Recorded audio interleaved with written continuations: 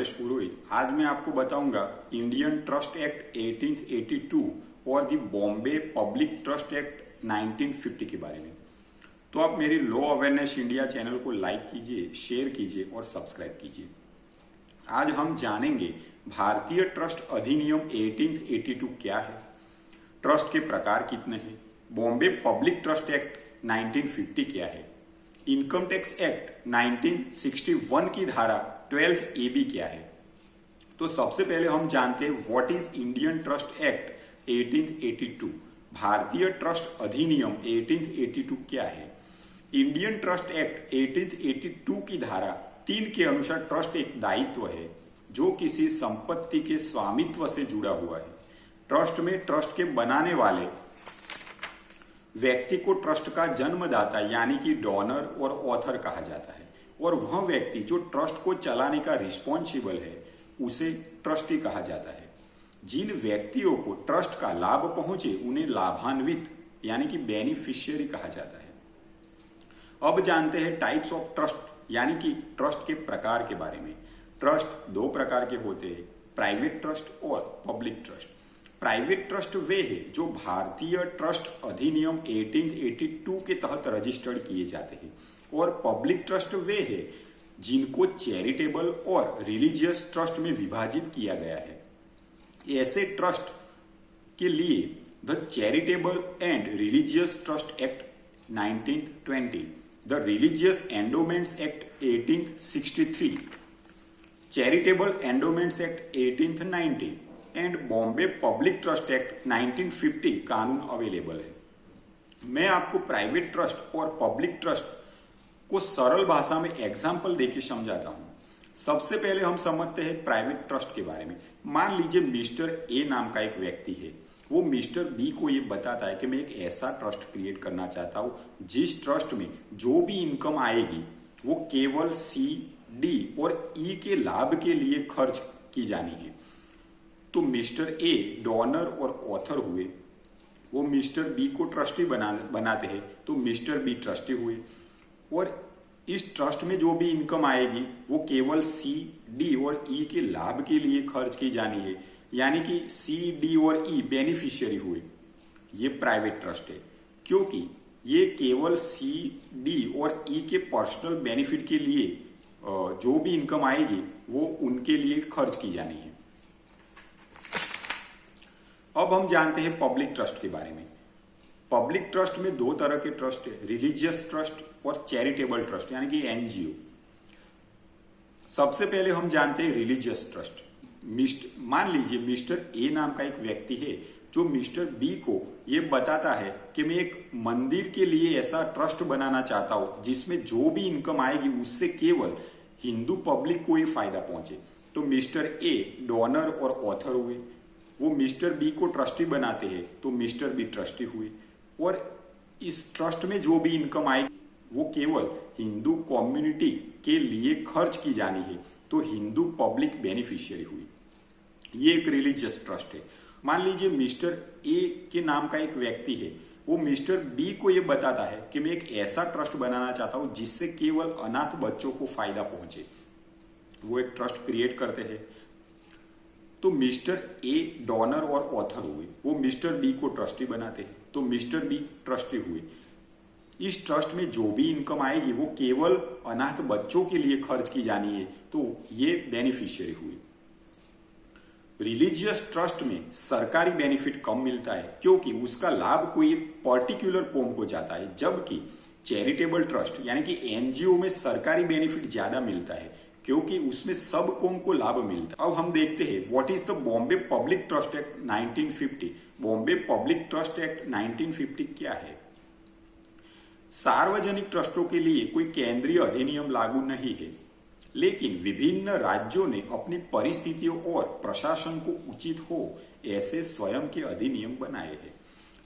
हम बात करेंगे गुजरात की। गुजरात राज्य में सार्वजनिक trust the Bombay public trust act 1950 की धारा 18 के तहत रजिस्टर्ड किए जाते हैं।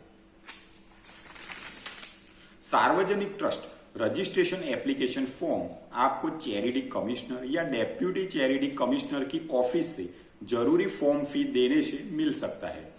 एप्लीकेशन के ऊपर 2 रुपए की कोर्ट फी स्टैंप लगाना अनिवार्य है। पब्लिक ट्रस्ट को रजिस्टर्ड करने की फीस आप कैश या मनी ऑर्डर से भी भेज सकते हैं।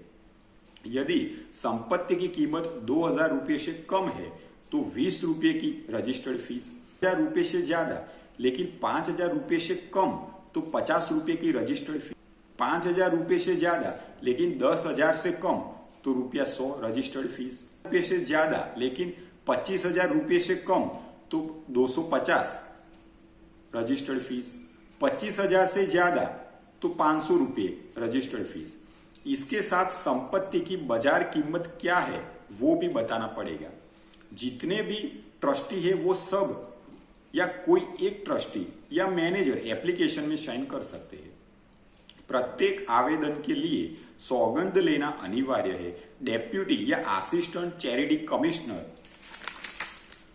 Justice of the peace, magistrate या सिविल प्रक्रिया संहिता यानी कि सिविल प्रोसीजर कोड 1908 की धारा 139 के अनुसार सौगंध देने के लिए जिसे अधिकार दिया गया है, ऐसे अदालत के कोई भी ऑफिसर के सामने सौगंध पर घोषणा करनी पड़ेगी। आवेदन के साथ आपको trust deed, constitution, memorandum of association और नॉर्म्स यानी कि मानदंड की कॉपी जोड़नी पड़ेगी और सहमति पत्र, सब ट्रस्टियों के शपथ पत्र और पहचान पत्र की कॉपी और स्थावर संपत्ति के मामले में रेवेन्यू रिकॉर्ड के आधार, ये सब डॉक्यूमेंट जोड़ना पड़ेगा। बॉम्बे सार्वजनिक ट्रस्ट गुजरात नियम 1961 से पहले मैं आपको एक एग्जांपल देता हूं। ए नाम का व्यक्ति कोई भी धंधा नहीं करता है, उसके पास खाने के भी पैसे नहीं। दोस्त है बी, वो ए को ये कहता है कि चलो हम दोनों साथ मिलके एक ट्रस्ट बनाते हैं जिससे समाज सेवा का काम करेंगे। ए ने बी के साथ मिलकर एक चैरिटेबल ट्रस्ट क्रिएट किया और कुछ अपने दोस्तों को सदस्य बनाया। वो अपनी टीम के साथ कोई भी कार्य करता है तो फोटो खींच के सोशल मीडिया प्लेटफॉर्म पर अपलोड करता है और न्यूज वालों को बुला के न्यूज में भी अपने कार्य के बारे में बताता है। ये करने से अच्छे लोग जो पैसे वाले हैं वो इस ट्रस्ट में पैसा देते हैं, क्योंकि चैरिटेबल ट्रस्ट है इसलिए इनकम टैक्स भी नहीं भरना पड़ेगा और समाज की भलाई का काम भी होता है। बाद में कुछ अन्य सदस्य भी इस ट्रस्ट से जुड़ते हैं। बाद में ट्रस्ट की इनकम बढ़ जाती है, इसलिए ए और बी को लालच आती है और वो ट्रस्ट में जो पैसे आते हैं उसका यूज गलत आंकड़े बताकर अपने पर्सनल बेनिफिट के लिए करते हैं और कुछ सालों में गाड़ी, बंगला सब कुछ खरीद लेते हैं। तो इस तरह के मामले या अन्य मामलों में जो बॉम्बे सार्वजनिक ट्रस्ट गुजरात नियम 1961 में बताई गई कुछ धाराओं के तहत ऐसे व्यक्तियों के सामने ट्रस्ट का कोई सदस्य या अन्य व्यक्ति भी कार्रवाई कर सकता है। ऐसे किसी मामले में आप डेप्यूटी या असिस्टेंट चैरिटी कमिश्नर को अपनी शिकायत के लिए कोई आवेदन कर सकते हैं। 70 हमें डिप्टी या असिस्टेंट चैरिटी कमिश्नर के आदेश के सामने अपील के बारे में बताती है। ऐसे आदेश के सामने आप 60 दिनों के भीतर चैरिटी कमिश्नर को अपील कर सकते हैं।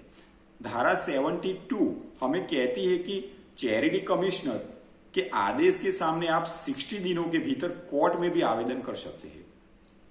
धारा 83 हमें बताती है कि आप किसी ट्रस्ट के सामने आपराधिक कार्रवाई करना चाहते हो तो पहले से चैरिटी कमिश्नर की सहमति लेना अनिवार्य है।